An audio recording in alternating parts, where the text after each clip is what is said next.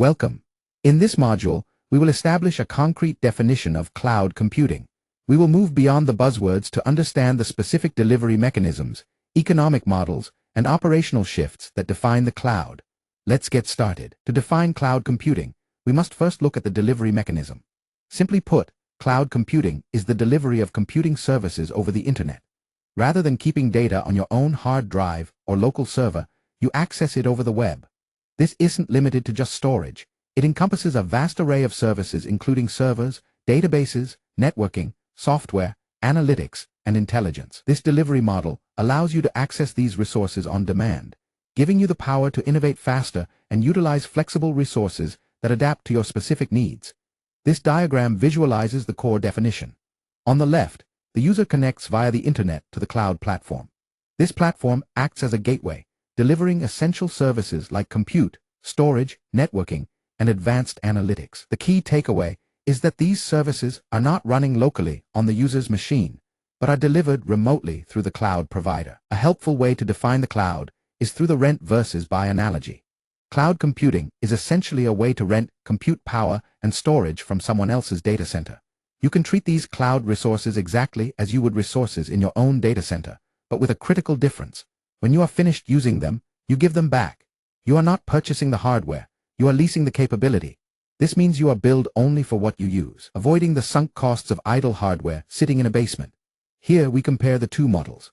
On the left path, buy leads to purchase hardware and fixed capacity, implying a long-term commitment and maintenance burden. On the right, the rent model allows you to provision cloud resources instantly. Crucially, the flow ends with return and stop paying, illustrating the temporary and flexible nature of cloud computing compared to traditional ownership. Defining the cloud also involves defining its economic impact. Traditional IT relies on capital expenditure, or CapEx, which requires significant upfront spending on physical infrastructure like buildings and servers. Cloud computing shifts this to operational expenditure, or OpEx. In this consumption-based model, you don't pay for the physical infrastructure or electricity of the data center. Instead, you pay for the IT resources you use over time, similar to a utility bill. This eliminates upfront costs and allows for better cash flow management. This class diagram contrasts the two financial models. The CapEx traditional block is defined by high upfront cost and static investment. The arrow points to OpEx cloud, which is defined by no upfront cost and pay-as-you-go. This transition represents the fundamental economic definition of moving to the cloud, trading fixed assets for flexible services. A critical part of the definition of cloud computing is the abstraction of hardware. When you use the cloud provider takes care of maintaining the underlying infrastructure for you. This means you do not need to worry about the heavy lifting of racking and stacking servers, managing power supplies, or configuring cooling systems. The provider manages the physical data centers, allowing your IT teams to spend time on achieving more important business goals rather than maintaining hardware. This block diagram separates responsibilities. The top section, provider responsibility, includes the physical aspects, data center, power, cooling, and maintenance. The bottom section, user focus, shows what you are free to concentrate on, applications and innovation. This visualizes how the cloud abstracts the physical layer away from the user. Cloud computing is also defined by speed. In a traditional on-premises environment, deploying a physical machine could take weeks for the procurement cycle. In the cloud, most services are provided self-service and on-demand.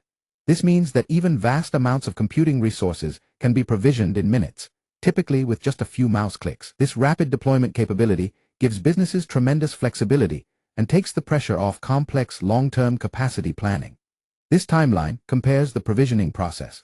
The top line shows traditional IT stretching out over weeks with steps like procurement and install. The bottom line shows cloud computing, which compresses the entire process into login, select, and deploy, taking only minutes. This stark contrast highlights the definition of the cloud as an accelerator for business operations. A defining characteristic of the cloud is scalability. In cloud speak, this is often referred to as the ability to scale elastically. This means delivering the right amount of IT resources such as more or less computing power, storage, or bandwidth exactly when they are needed.